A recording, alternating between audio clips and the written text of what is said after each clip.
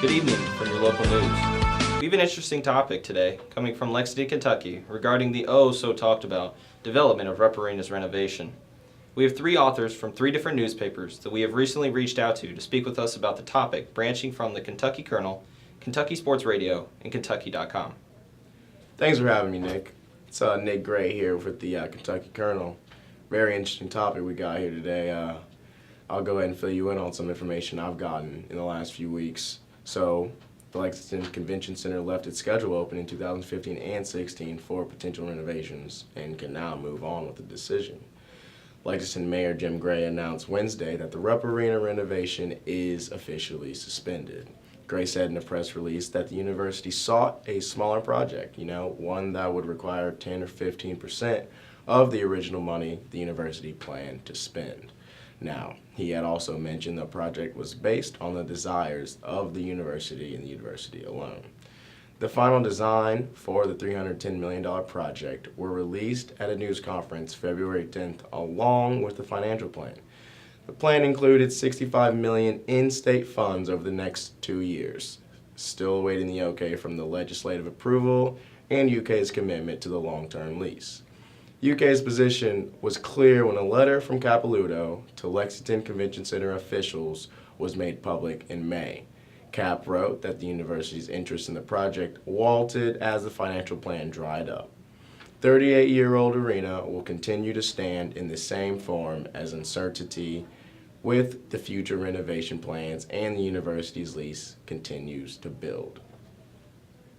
Hi, I'm Beth Musgrave here from Kentucky.com, and my source helps support our claim that Rupp Arena should continue to halt the renovations due to the amount of money it will cost and the lack of support from the city.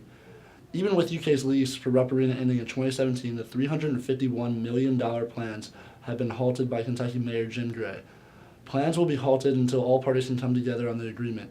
The updates on Rupp Arena would have included luxury box seating and better food options and bathrooms and backs to every seat in the stadium. However, the lease would cost the university $10.7 million for 30 years. When asked why they halted the renovations, university officials declined to comment on the subject. The only thing the president of the university had to say on the situation is that the city failed to secure support for the $65 million worth of state funding. There was a Bluegrass poll that showed that less than 20% of voters support using tax dollars for renovations.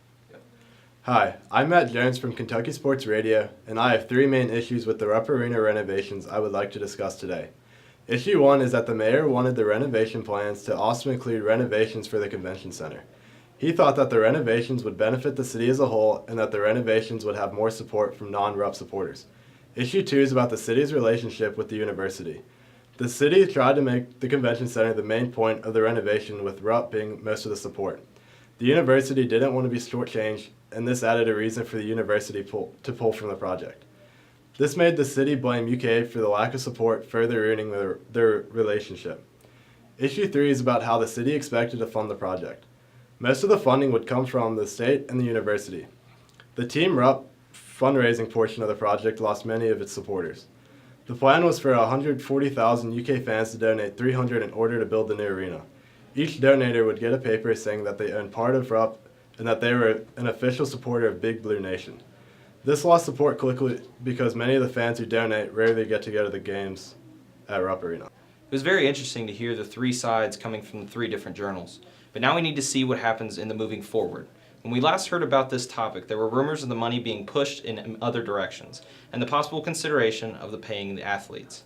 After talking with these authors who have followed the topic closely, we can see that the ideas have moved. With the consistent talk about how the debate is coming to a closure and the move away from paying the athletes, we can see where the people stand.